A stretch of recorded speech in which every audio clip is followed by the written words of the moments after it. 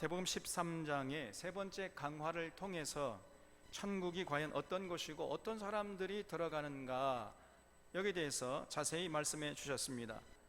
근데 오늘 말씀은 천국의 또 다른 측면에 대해서 자세하게 가르쳐 주고 계세요. 천국은 어떤 곳이냐? 하나님이 직접 통치하시는 나라입니다. 그렇기 때문에 그 나라는 지금 우리가 경험하고 있는 이 세상 나라와는 많이 다르다는 것이에요. 우리는 하나님의 통치하시는 천국 백성들이잖아요. 그렇기 때문에 오늘 이 예수님의 가르침을 마음에 새기고, 정말 우리도 이 땅에 사는 동안 비록 이 세상에서 살아가지만은 그러나 천국 백성이라는 긍지와 자부심을 가지고 이 천국 백성답게 우리가 예수님의 가르침을 실천하고 순종해야 할 것입니다. 1절을 보겠습니다. 천국은 마치 품꾼을 얻은 포도원에 들여 보내려고 이른 아침에 나간 집주인과 같다 그랬어요. 주인이 어느 날 이른 아침에 품꾼들을 사서 포도원에 들여보냈습니다. 여기 이른 아침은 유대인들에게 있어서 이른 아침은 오전 6시를 말해요. 그래서 유대인들은 오전 6시를 0시로 이렇게 기준을 세웠습니다. 그래서 오전 6시에 품꾼들을 포도원에 들여보내면서 일당을 얼마를 주기로 했느냐 하면 2절에 그가 하루 한 데나리온씩 품꾼들과 약속하여 포도원에 들여보냈습니다.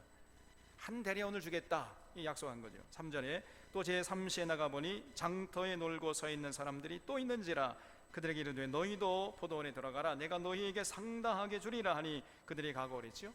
여기 3시라고 했는데 3시는 그럼 몇 시가 됩니까? 9시죠. 어떻게 알았어요? 계산이 빠릅니다. 그러니까 9시에 오전 9시에 또 이 주인이 품꾼들을 포도원에 들여보냈다는 거예요. 그러면서 상당하게 주리라 그랬어요. 여기서 상당하게 준다는 말은 정당하게 대가를 지불하겠다 이런 얘기입니다. 그러니까 쉽게 말하면, 다른 말로 표현하면 너는 비록 오전 9시에 들어갔지만은 오전 6시에 들어간 친구와 똑같이 1데나리온을 주겠다 이런 얘기예요. 이렇게 약속하고 포도원에 들여보낸 거예요. 그러니까 5절에 제6시와 제9시에 또 나가 그와 같이 하고 제11시에도 나가보니 서 있는 사람들이 또 있는지라 그랬어요. 여기 제6시는 오전 12시 정오를 말하죠. 그리고 제9시는 오후 3시, 제11시는 오후 5시에 해당합니다. 그러니까 그렇게 나가보니까 또 아직도 일자리를 찾지 못해가지고 놀고 있는 품꾼들이 있었단 말이죠. 그래서 7절에 이르되 너희는 어찌하여 종일토록 놀고 여기 서 있느냐 이르되 우리를 품꾼으로 쓰는 이가 없음이니이다. 이르되 너희도 포도원에 들어가라 하니라 그랬어요. 요즘 우리나라도 보면은 인력 송출 회사가 있잖아요. 제가 새벽 기도하고 이제 집에 갈 때쯤 되면 한 새벽 6쯤 됩니다. 그래서 그 인력 송출 회사 좀 지나가면은 이미 그 근로자들이 나와가지고 오늘은 어떤 일을 받을 것인가 기다리고 있는 이런 분들을 종종 보게 됩니다. 벌써 새벽 6시인데 벌써 나와가지고요 일할 준비를 만반의 준비를 다 하고 와서 기다리고 있다니까요. 그러다가 이제 주인이 와가지고 오늘은 당신은 여기 가서 일하시오 저기 가서 일하시오 그렇게 하잖아요. 그러면 이제 그날은 하루 일당을 받는 거죠. 근데 그러다가 아무리 기다려도 일감을 주지 않는 날이 있어요. 한 8시 정도 9시 정도까지 기다려보다가 아무도 불러주는 사람이 없으면은 아이고 오늘은 틀려내지 젠장. 그리고 이제 집에 돌아가잖아요 보통. 그런데 지금 이 사람들은 오전 그러니까 정오가 되어도 오후 3시가 되어도 오후 5시까지 되어도 여전히 집에 안 돌아가고 이제나 저제나 하면서 일감을 기다리고 있었다는 것입니다. 여러분, 사실 일자리가 없어서 일은 하고 싶은데 일감이 없어가지고 일을 못하는 고통처럼 큰 고통이 어디 있습니까 세상에. 벌써 몇몇 살에 끄덕끄덕 그러지 않아요? 뭐 일하면서 받는 고통도 큰 거지만은, 그러나 일하지 못해서 받는 고통보다 더 큰 고통이 없는 거예요. 그래서 일자리가 있다는 것이 얼마나 큰 복인지 알 수가 없는 겁니다. 그래서 일자리가 복지고 일자리를 제공하는 것이야말로 사랑의 큰 실천이에요. 어쨌든 이 주인이 오후 5시에 나가보니까 품꾼들이 아직도 있어가지고, 그래? 그러면 너희들도 품꾼 포도원에 들어가라, 들여보냈다는 거예요. 그러니까 지금 오후 5시에 들어간 사람은요, 이제 1시간만 일하면 오후 6시가 되잖아요. 1시간만 일하면 끝나는 거예요. 그럼에도 불구하고 그 주인이 포도원에 들여보냈다는 거예요. 이렇게 해서 품꾼들 중에는 오전 6시에 들어간 사람들이 있고, 오전 9시에 들어간 사람들이 있고, 12시에 들어간 사람이 있고, 3시에 들어간 사람이 있고, 오후 5시에 들어간 사람이 있었다는 거예요. 8절 보겠습니다. 저물매, 이제 계산할 때가 되었어요. 이건 오후 6시를 말합니다. 포도원 주인이 청지에게 이르되 품꾼들을 불러 나중 온 자로부터 시작하여 먼저 온 자까지 삭슬 조라 하니 제 11시에 온 자들이 와서 한 데나리온씩을 받거늘 그랬어요. 하루 일을 마치고 임금을 계산할 때 제 11시에 온 자들부터 품삯을 계산하는데, 제 11시에 온 사람들은 1시간밖에 일하지 않았잖아요. 그런데 이 사람들에게 1데나리온씩을 다 줬다는 거예요, 주인이. 그러니까 오전 6시에 들어간 사람, 9시, 12시, 오후 3시, 오후 5시에 들어간 사람들이 속으로 그 모습을 보면서 이제 쾌재를 보는 겁니다. 아이고 잘됐다 이거. 예? 저 1시간밖에 일하지 않은 사람에게 1데나리온 줬으니까 우리들에게는 더 많은 이제 품삯을 주겠구나. 아이고 기분 좋다 이러고 속으로 쾌재를 부르고 있었는데, 웬걸 10절 보겠습니다. 먼저 온 자들이 와서 더 받을 줄 알았더니 그들도 한 데나리온씩 받은지라 그랬어요. 받은 후 집주인을 원망하여 이르되 나중은 이 사람들은 1시간밖에 일하지 아니했거늘 그들을 종일 수고하며 더위를 견딘 우리와 같게 대우했나이다. 이만큼 나온 거예요 그냥. 아니 1시간밖에 일하지 않은 사람 1데나리온 줬으면은 9시간 일하고 12시간 일한 우리들에게는 9데나리온 12데나리온 줘야 맞는 거 아닙니까 이거? 뭔 계산을 그렇게 합니까 그냥? 이러면서 이제 막 화를 냈어요. 따진 겁니다. 근데 이런 반응은요, 세상 논리로 하면은 지극히 당연한 거 아닙니까? 1시간 일한 사람에게 1데나리온 줬으면요, 12시간 일한 사람에게는 몇 데나리온 줘야 되는 거예요? 12데나리온 줘야 맞는 거 아닙니까? 그리고 12시간 일한 사람에게 1데나리온을 주려고 하면은 1시간밖에 일하지 않은 사람에게는요 12분의 1데나리온을 줘야 마땅했어요. 그렇잖아요 계산이. 그러니까 이 사람들의 항변은 일리가 있는 거지요. 그런데 그 주인의 대답이 아주 의외였어요. 13절에 주인이 그 중에 한 사람에게 대답하여 이르되 친구여 내가 네게 잘못한 것이 없노라. 내가 나와 한 데나리온의 약속을 하지 않았냐? 한 데나리온 주기로 약속했잖아요. 그 약속한 거 줬는데 뭔 말이 맞느냐 그 말이. 내 것이나 가지고 가라. 나중은 이 사람에게 너와 같이 주는 것이 내 뜻이니라. 내 것 가지고 내 뜻대로 할 것이 아니냐? 내가 선함으로 네가 악하게 보느냐? 아니 지금 내가 너와 계약한 대로 한 데나리온 줬잖아. 한 데나리온 준다고 했는데 한 데나리온 줬으면 됐지. 뭔 원망이 불평이 많아. 네 것이나 가지고 가. 그리고 내가 내 것 가지고 저 사람들에게 한 데나리온 주든지 말든지 그건 네가 생각할 바가 아니야 이거차. 이 주인의 말이 또 맞아요 틀려요? 맞잖아요. 그래서 오히려 선을 행하는 나에게 불평한 것이 아니라 칭찬해야 할 것이 아니냐 이렇게 말을 했다는 것입니다. 그러면서 예수님께서 아주 의미심장한 말씀을 하세요. 16절 보겠습니다. 이와 같이 나중된 자로서 먼저 되고 먼저 된 자로서 나중되리라 그랬어요. 이 말씀이 중요합니다, 여러분. 뒤진 자가 앞서게 되고 앞선 자가 뒤진 자가 된다는 것이에요. 바로 이런 것이 천국이라 그렇게 말씀하신 것입니다. 이 예수님의 가르침은 정말 심오한 가르침이에요.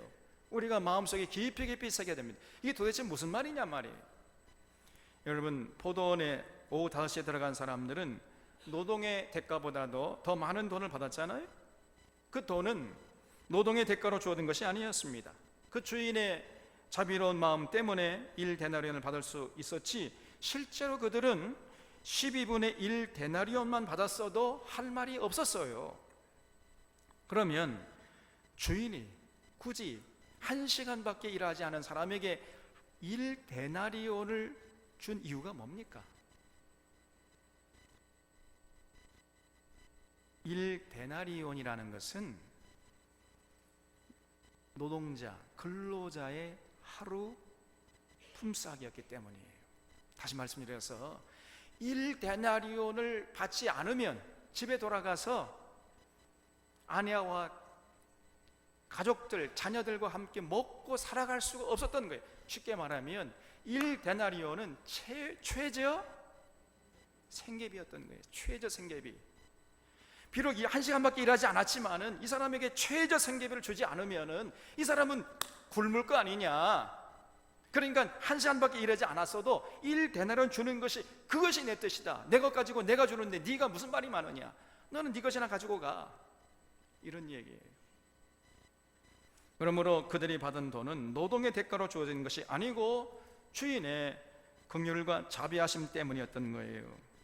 그래서 이 지금 예수님의 말씀의 핵심은 이렇게 긍휼과 자비하심을 베푸는 것이 바로 천국이라는 것입니다, 여러분. 천국이 어떤 곳이냐? 긍휼과 자비로 세워지는 곳이라는 거예요. 그게 천국이라는 거예요. 그래서 이런 진리를 깨닫는 자는 나중된 자가 먼저 된 자가 되는 것이고, 이 진리를 깨닫지 못하면 아무리 신앙생활을 오래 해도 먼저 된 자가 나중될 수밖에 없다는 것입니다. 이것이 오늘 예수님의 가르침의 핵심이에요. 우리들 가운데 어떤 사람은 예수님의 이 가르침을요 잘 깨닫고 실천한 사람이 있는가 하면, 어떤 사람은 아무리 가르쳐도 깨닫지 못합니다. 여전히 세상 놀이를 자꾸 들이대요. 신앙생활 몇 년 했느냐, 그게 중요한 게 아닙니다. 이 진리를 깨닫고 실천하느냐 안 하느냐. 이 진리를 깨닫고 실천하는 자는 비록 예수 믿은 지 얼마 안 돼도 이 사람이 처음 되는 거예요. 그러나 신앙생활 오래 했다 할지라도 이 진리를 깨닫지 못하고 실천하지 않는 자는 그냥 교회 마당만 밟는 것입니다. 이거는 처음 된 자가 나중 되는 거예요. 잊지 마셔야 됩니다. 어떤 사람들은요, 어머니 모태에서부터 교회 다니는 사람들이 있어요. 어려서부터 어머니 등에 업혀서 교회 다니기 시작했고 평생 교회 다녔어요. 근데 결국은 그 사람이 마지막에 받는 게 뭡니까? 얼마 받아요? 구원 받죠, 구원.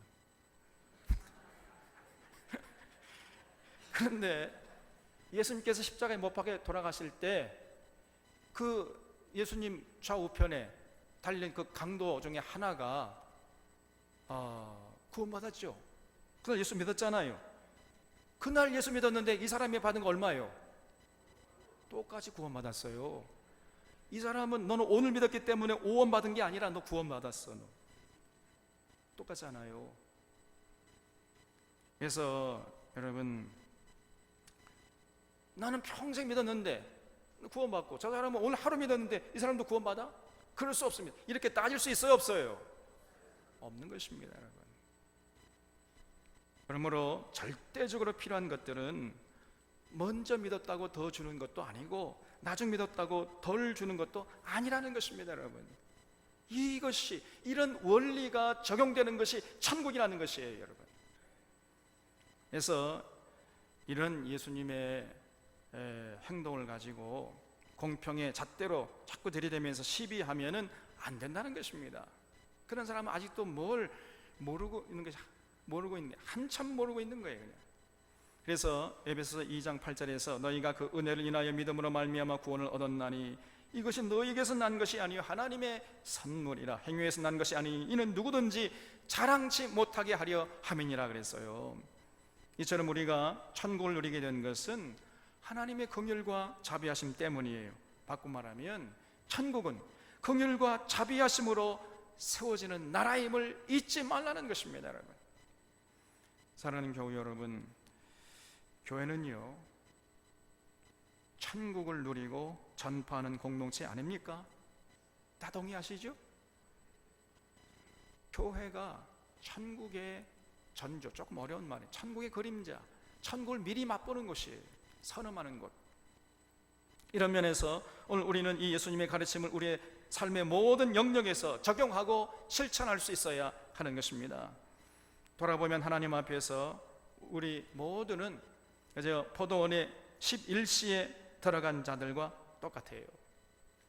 지금 우리가 누리는 복은 결코 우리의 노력의 대가가 아닙니다. 그렇잖아요?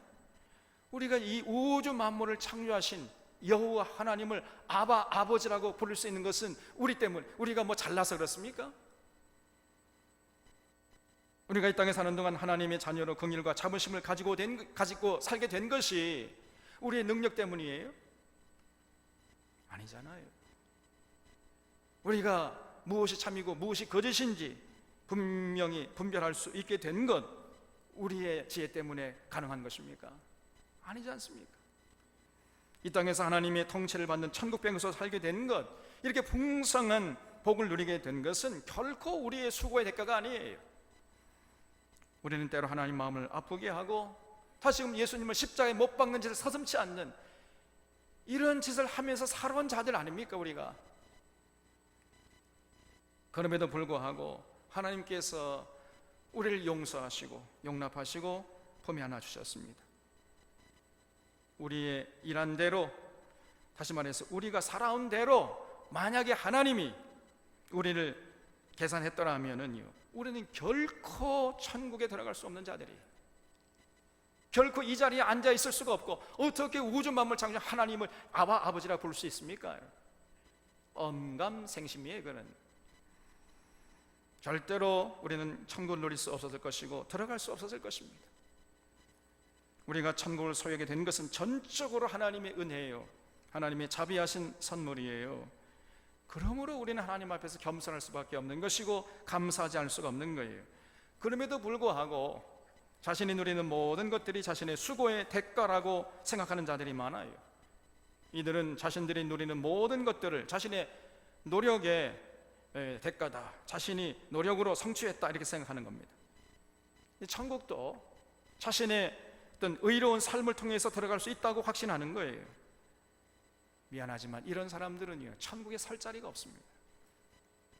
오늘 예수님의 말씀에 나오는 포도원 품꾼들 중에 아침 일찍 들어간 자들이 바로 여기에 해당하는 자들이에요. 천국이 긍휼히 여기는 곳임을 알았더라면은요, 이 품꾼들이 절대로 그렇게 주인 앞에 나와가지고 함부로 입을 놀리지 않았을 것입니다. 주인에게 1시간밖에 일하지 않았지만은 저 사람들도 우리처럼 한 데나리온을 주시옵소서, 이렇게 간청했어야 마땅한 거예요. 그리고 주인이 1시간밖에 일하지 않은 품꾼들에게 자기들처럼 한 데나리온 주는 것을 보면서 기뻐하고 즐거워하면서 그 주인을 존경해야 마땅했던 거 아닙니까?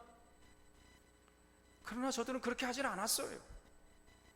오히려 입이 이만큼 나와가지고 아니 저 사람이 감전해주면 우리에게 악다구니를 줘, 악다구니를. 천국 백성들이 아닙니다.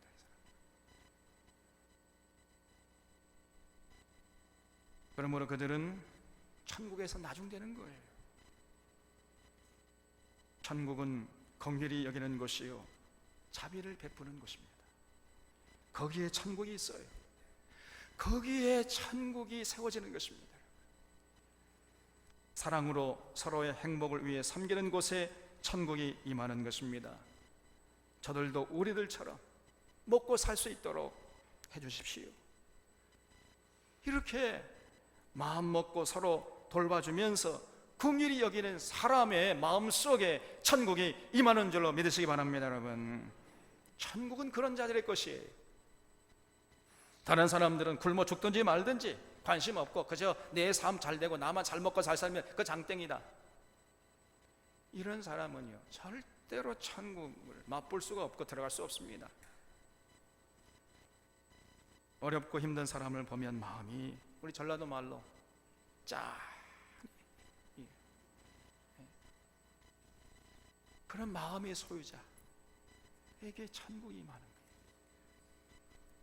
고통을 당하는 사람을 보면서 함께 고통을 느낄 수 있는 이 마음의 소유자에게 천국이 임하는 것입니다.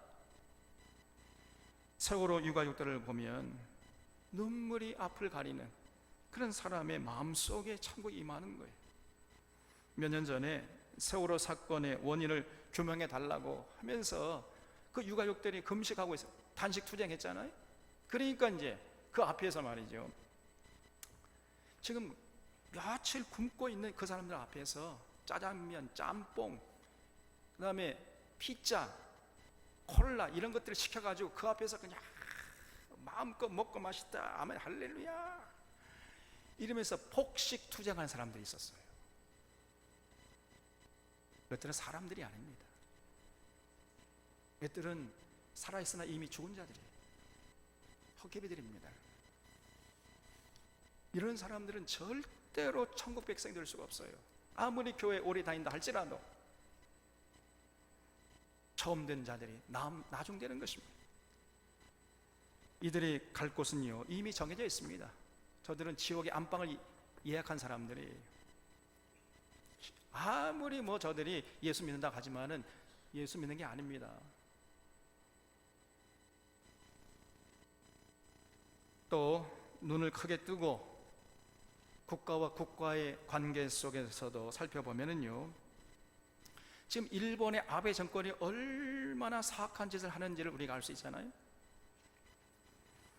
그들이 하는 짓이 극우 집단들의 폭식 투쟁과 하등 다를 바가 없어요. 일제시대 때에 강제징용 간 사람들에 대한 배상을 하라, 우리 대법원에서 그렇게 판결을 했어요. 우리 국가의 법으로 우리나라가 우리 대법원에서 그렇게 판결을 했습니다. 이거는 국가와 국가가 아니고 지금 이 일본의 사회에서 있는 회사들을 대상으로 재판을 한 거예요. 그 미쯔비시 같은 이런 악한 이 재벌 일본의 회사들이 우리의 선조들 잡아가지고 강제징용 시켰잖아요. 그래서 거기에 대한 배상을 하라, 우리 대법원에서 그렇게 판결을 내렸더니 그 못하겠다는 것입니다. 그러면서 경제 보복을 하고 있어요. 자신들의 폭력으로 고통을 당한 사람들의 아픔과 고통을 전혀 느끼지 못하고 있는 것입니다. 이런 자들은 결코 천국 백성이 될 수가 없습니다. 마귀의 자식들이지요. 천국 백성이 아니면 뭐요? 어디 갈 사람들입니까? 이제 지옥 안방에 예약한 사람들이 마귀의 자식들이에요. 그러므로 여러분, 이 마귀 자식들이 만든 제품을 사용한다는 것은 참 부끄러운 짓이잖아요. 일본 제품 좋아하는 사람들이 있어요. 그건 어리석은 겁니다. 제가 일본 나라 여행하는 것도 자제해야 된다 그랬잖아요. 제가 얼마 전부터 얘기하지 않습니까? 일본 맥주, 일본 음식, 일식을 이렇게 좋아해. 저는 일식집도 안 간다 그랬지요. 저보고 회 먹으라 하는 것도 저를 굉장히 저는 불쾌하게 생각합니다. 우리 조상들 생각하면요 갈 수가 없어요. 일식집에 어떻게 들어갑니까 여러분?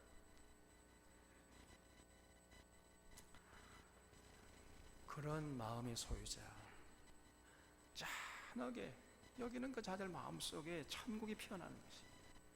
17절에 예수께서 예루살렘으로 올라가려 하실 때에 12 제자를 따로 데리시고 길에서 이르시되, 보라, 우리가 예루살렘으로 올라가노니 인자가 대상들과 서기관들에게 넘겨짐에 그들이 죽이기로 결의하고 이방인들에게 넘겨주어 그를 조롱하며 채찍질을 하며 십자가에 못 박게 할 것이나 제3일에 살아나리라 그랬어요. 예수님이 예루살렘으로 올라가시면서 십자가에 못 박혀 죽게 될 것임을 또 말씀했어요. 벌써 3번째 말씀하신 것입니다. 마태복음 16장에서 베드로가 주는 그리스도이신 살아계신 하나님의 아들입니다 이렇게 고백하니까 베드로를 칭찬하시면서 내가 예루살렘으로 올라가 십자가에서 못 박혀 죽게 될 것이다, 이렇게 말씀하셨잖아요. 또 마태복음 17장에서 그래도 여전히 예수님의 제자들이 예루살렘으로 장차 올라가게 되면 누가 큰 자가 될 것이냐 막 이러고 하니까 변화산에서 하나님께서 임재하셔가지고 이는 내 사랑하는 아들이여 내 기뻐하는 자니 너희는 그의 말을 들을지니라 이렇게 말씀했잖아요. 그때 예수님께서 내가 이제 예루살렘에 올라가서 장로들에게 핏발받아가 십자가에 못 박혀 죽게 될 것이다 이렇게 또 두 번째 말씀한 적이 있었어요. 그러면서 이제 또 예루살렘에 도착하려고 할 때 세 번째 또 예고하신 것입니다. 왜 이렇게 자꾸만 말씀하시겠어요? 이런 일이 벌어졌을 때 미리 말을 해놔야 그 일이 이루어졌을 때 이 예수님이 이미 계획한 일이구나, 예기치 못한 일을 당한 것이 아니고 이미 예수님께서 다 예정 속에 있는 그런 사건이 일어난 것이구나, 이것을 깨달을 수 있을 거 아닙니까? 이렇게 이런 것을 기대해서 예수님께서 세 번씩이나 미리 말씀하신 거예요. 그런데 이런 예수님의 말씀을 전혀 이 제자들은 헤아리지 못하고 그때 어떻게 행동했습니까? 20절 이하를 보면 그때 세베대 아들의 어머니가 그 아들들을 데리고 예수께 와서 절하며 무엇을 구하니 그랬어요. 이 세베대 아들의 어머니는 야고보와 요한을 말합니다. 야고보와 요한의 어머니였어요.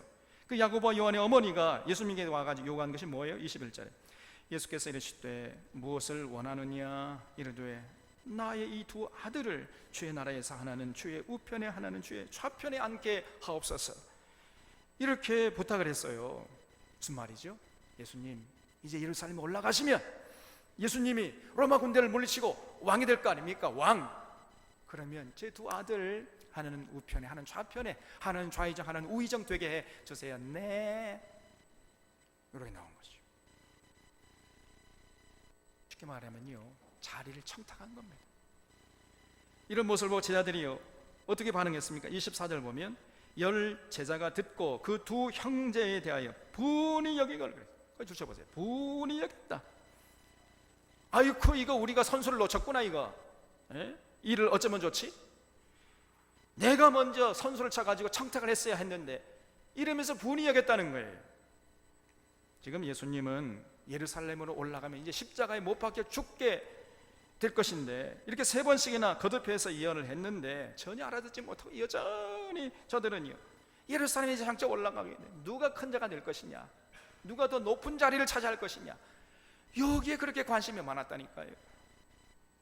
지금 저들은요 천국이 전혀 어떤 곳인지를 알지 못하고 있는 것입니다. 여러분, 천국은 어떤 곳이라고 했습니까? 예수님, 저 사람을 나보다 더 높은 자리에 앉아주세요. 나보다 부족한 저 사람 더 많은 거 주세요. 저 사람을 더 높은 자리에 앉아주세요. 이런 곳에 천국이 임한다고 지금 예수님 말씀했잖아요. 그런데 그때까지도 여전히 예수님의 제자들은요 서로 시기하고 질투하면서 서로 높은 자리를 차지하려고, 그러면서 다른 사람을 끄집어 내리려고 이런 삶의 자세를 지금 보여주고 있지 않습니까? 그러니까 당시 예수님의 제자들은요 이른 아침에 들어간 포도원의 품꾼들이라고 할 수 있어요. 지금 예수님이 3년 동안이나 그렇게 제자들을 가르쳤건만 그런 모양이니 그런 모습을 보시는 예수님 마음이 어떠했겠습니까? 얼마나 한심했겠어요. 예수님이 실망할 법도 한데 그래도 그들을 불러다가 다정스럽게 또 가르쳐 주셨어요. 25절에 예수께서 제자들을 불러다가 이르시되 이방인의 집권자들이 그들을 임의로 주관하고 그 고관들이 그들에게 권세를 부리는 줄을 너희가 알거니와, 거기 임의로 주관하고 거기 줄쳐보세요. 굉장히 기분 나쁜, 하나님이 가장 분노하는 짓을 권세자들이 한다 그 말이에요. 좀 힘 있고 돈 있고 권력이 있다 해가지고요 사람이 사람을 멋대로 인권을 유리하면서 주인 행사하면서 갑질하는 이런 사람들이 있잖아요. 이런 사람이 지금 임의로 주관하는 자들입니다. 여러분, 그 일제시대 때 일본 사람들이 와가지고 우리를 임의로 주관했잖아요. 우리 조상들이 대로 읽어놓은 그 토지에 와가지고는요 표 이삭을 셌어요. 표 이삭 한 나락 속에서 몇 개의 쌀 알이 맺히는가, 이걸 전수조사했습니다. 그래가지고 전부 거기에다가 세금을 매기고 다 공출로 뺏어가 버렸어요. 그리고 안 굶어 죽을 만큼만 남겨준 것입니다. 세월을 36년 동안 살아온 거예요. 우리 조상들이. 또 토지 조사를 해가지고 전부 뺏어갔습니다. 그래가지고 일부 자기들에게 잘 보이는 친일파 지주들에게 전부 나눠줘 버렸어요. 이런 못된 짓을 한 것입니다. 그 일본 사람들이 임의로 주관한 것이죠. 그럼에도 불구하고 지금까지 단 한 번도 잘못했다, 우리가 잘못했다 이런 말을 하지 않아요. 그것들이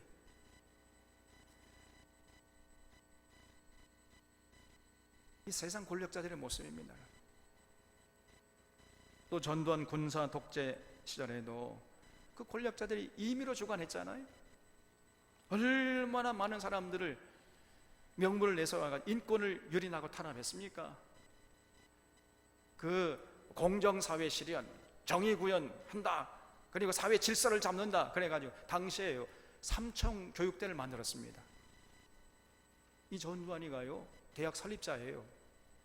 어떤 대학이냐? 삼청교육대학. 제가 거기 직원이었었어요. 무슨 말이냐? 제가 군에 있었는데 우리 부대에 삼청교육대가 설치됐었습니다.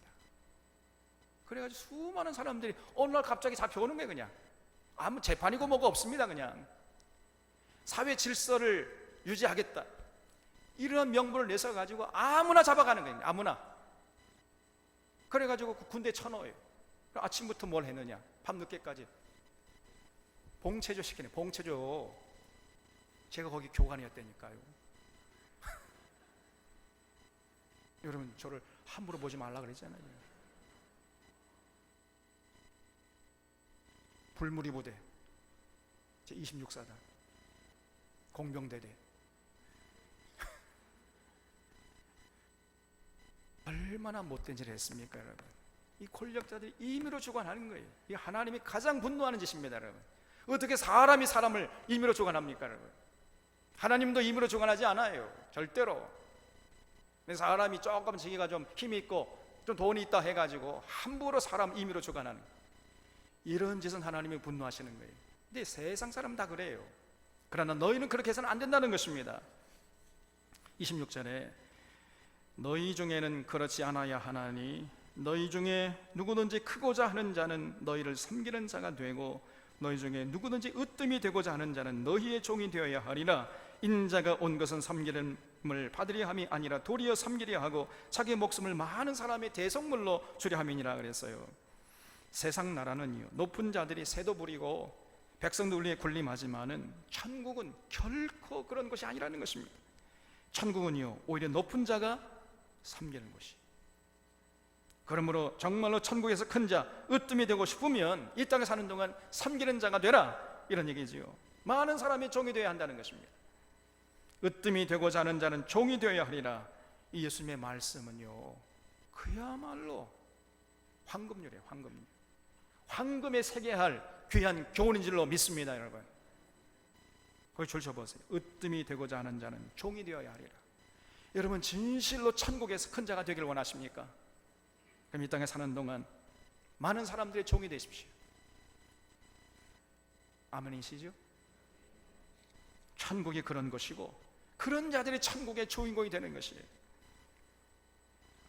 정말 여러분 이 예수님의 말씀대로 지도자가 종이 되고 힘 있는 자들이 섬기는 자가 되면 그런 세상 그냥 천국이 되지 않겠습니까?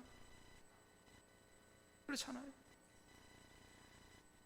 29절에 그들이 여리고에서 떠나갈 때에 큰 무리가 예수를 따르더라.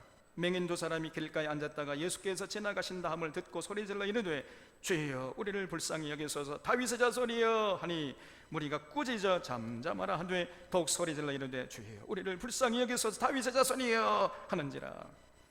예수님께서 일행을 데리시고 여리고를 떠나가서 예루살렘으로 가려고 하는데 마침 맥인 두 사람이 그 길가에 앉았다가 예수님의 일행이 지나가는 걸 보고 큰 소리로 예수님을 불렀어요.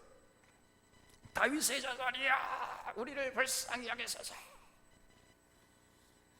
그 사람들이 앞을 보지 못하는 사람들이었으니까 얼마나 답답했겠습니까? 얼마나 한이 맺혔겠습니까? 그런데 마침 들어보니까요, 막 말씀 한마디도 광부를 잠잠케 하시고 죽은 자도 살리신다는 예수님이 지나간다는 거예요. 그게 얼마나 간절했겠습니까, 여러분? 얼마나 좋은 기회예요. 이 기회를 놓치면 이제 영원히 기회를 찾을 수가 없을 것이다, 이런 생각해가지고 예수님께 나와가지고 울부짖은 거예요. 다윗의 자손이여, 주여, 저희를 불쌍히 여겨 주시옵소서. 그러니까 옆에 있는 무리들의 반응 좀 보세요. 야, 좀 조용히 해, 귀청 떨어지겠다, 이러면서 꾸짖었다는 거예요. 여러분, 이런 사람들도 전혀 천국을 알지 못하고 누리지 못하는 사람들입니다. 정말 천국을 누리는 사람이었다면 어떻게 처신했어요? 얼마나 고통스러웠으면 이렇게 울부짖습니까? 이렇게 처절하게 울부짖는 거 보니까 그 마음에 한이 많이 쌓인 것 같습니다. 여기 제자리 내드릴 테니까 여기 와서 더 크게 외치십시오, 이렇게 나왔어야 했던 거예요. 그런데 저들은요, 꾸짖었어요. 잠잠하라! 전혀 이웃의 아픔을 공유하지 못하고 있어요. 지금 당장 자기 귀청 찢어지는 것만 생각하고 못마땅히 여기고 있는 것입니다. 이런 마음 씀씀이니 이런 사람들이 처음 된 자가 나중 된 자, 그런 사람에 속하는 것이, 이런 사람은 절대 천국 백성이 될 수 없다는 것입니다. 그런데 이 맹인 좀 보세요. 그러거나 말거나 더욱 소리질러 이르되 주여, 우리를 불쌍히 여기서 다윗의 자손이여, 우리를 불쌍히 여기소서, 목이 쉬도록 부르짖었어요. 그런 모습을 보시면서 예수님이 그냥 지나가실 리가 없잖아요. 여기 32절에 예수께서 머물러 서서 그들을 불러 예수되 너에게 무엇을 하여 주기를 원하느냐 물었습니다. 이르되 주여, 우리의 눈뜨기를 원하나이다. 예수께서 불쌍히, 그걸 펼쳐보세요. 불쌍히 했어요. 긍휼과 자비를 베푸신 거죠. 여기에 천국이 일어나는 거예요. 불쌍히 여기사 그들의 눈을 만지시니 곧 보게 되어 그들이 예수를 따르니라 그랬습니다. 이 말을 듣고 예수님이 그들의 눈을 고쳐주셨고 그들은 밝은 세상을 보게 되었습니다. 지금 이런 사건을 통해서 예수님께 들려주시는 메시지가 있어요. 그 메시지를 우리 들어야 하는 것입니다. 그게 뭐예요? 진짜 맹인이 누구냐는 것입니다. 천국은 긍휼을 베풀고 이웃의 아픔을 공유하는 자들의 것인데, 이 진리를 알지 못하고 그런 천국의 아름다움을 보지 못하는 자들이 진정한 맹인들이라는 거예요. 여러분, 육신의 눈을 뜨는 것도 중요하지만 더욱 중요한 것은 영적인 눈을 뜨는 것입니다. 돌아보면 지금 세상에는 육신의 눈은 멀쩡한데, 육신의 눈은 잘 봐요. 육신의 눈은 뜨고 있을 망정 정작 봐야 할 것은 보지 못하는 영적 맹인들이 많습니다. 그리고도 자기가 맹인인 줄조차 모르고 있는 사람들이 많아요. 오늘 시대에 진짜 누가 맹인입니까? 천국은 긍휼히 여기는 자들에게 주어진다는 것을 모르고 그런 천국의 아름다움을 볼 수 없는 사람, 바로 이런 사람이 진짜 맹인이에요. 우리가 반드시 봐야 할 것이 이 천국의 아름다움입니다. 서로 긍휼히 여기면서 서로의 행복을 빌어주고 서로 섬기는 곳에서 아름다운 천국이 피어나고 세워지는 것입니다. 이런 아름다운 천국을 우리 모두가 볼 수 있어야 돼요. 지금 우리 곳곳에서 우리 관계성 속에서 천국이 피어가고 있는데 그걸 전혀 보지 못하는 사람들이 있다니까요. 그런 사람들이 진정한 영적인 맹인들입니다. 오늘 예수님께서 맹인들에게 물었습니다. 너에게 무엇을 하여 주기를 원하느냐? 이 물음에 맹인들이 눈뜨기를 원하나이다 그랬지요. 여러분, 우리가 예수님께 나아갈 때 예수님도 반드시 우리에게 물을 거예요. 내가 너에게 무엇을 하여 주기를 원하느냐? 예, 제가 눈뜨기를 원하나이다. 우리도 맹인들처럼 그렇게 대답을 해야 돼요. 여러분의 가장 절실한 소원이 뭡니까? 그 맹인들처럼 천국의 아름다움을 볼 수 있는 영안을 소유하기를 원합니다. 이것이 우리의 대답이 되어야 할 줄로 믿습니다. 여러분, 여기저기에서 사랑과 긍휼로 서로 돌아보는 것을 피어나고 세워지는 그 천국의 아름다움을 보면서 감격하고 감동받는 이런 사람들이 진짜 복된 자들인 것입니다. 이것이 우리의 간절한 소원이어야 되는 것. 이런 자가 참으로 행복한 자이기 때문입니다. 이런 자에게 하나님이 함께 하시는 거예요. 이런 진리를 알지 못하고 깨닫지 못하는 사람은 여전히 영적 소경들이에요. 이런 사람들은 천국에서 나중되고 말 것입니다. 우리 사론의 교우들은 진실로 천국의 아름다움을 볼 수 있는 영안의 소유자들이 되시기를 바랍니다. 이제 하반기를 시작하는 7월 첫 주일을 맞이하면서 우리 사론의 교우들이 이 천국 백성들의 공통점인 긍휼히 여기는 마음으로 살면서 천국에서 언제나 으뜸으로 천국의 주인공으로 우뚝 설 수 있기를 바랍니다. 하겠습니다. 점검하신 하나님 아버지, 오늘 주님께서 포도원 비유를 통해 천국은 긍휼과 자비로 세워지는 나라임을 가르쳐 주시오니 감사드리옵나이다. 또한 천국은 낮은 자리에서 섬기는 자들에게 주어지는 것임을 알게 하심도 감사드리옵나이다. 크고자 하는 자는 섬기는 자가 되고 으뜸이 되고자 하는 자는 종이 되어야 한다는 가르침도 감사드리옵나이다. 이렇게 긍휼과 자비와 섬기는 곳에서 피어나는 천국의 아름다움을 볼 수 있도록 저희들에게 영안을 열어주심도 감사드리옵나이다. 우리 가운데 나중된 사람이 먼저 될지언정 먼저 된 사람이 나중된 자가 한 사람도 없도록 저희들을 지키시고 보호하시고 이끌어 주시옵소서. 이제 상반기를 마치고 하반기를 시작하면서 이 귀한 예수님의 가르침을 마음에 새기고 실천하면서 하반기 하루하루를 천국 백성으로 살게 하여 주시옵소서. 모든 것 예수 그리스도의 이름으로 기도하옵나이다. 아멘.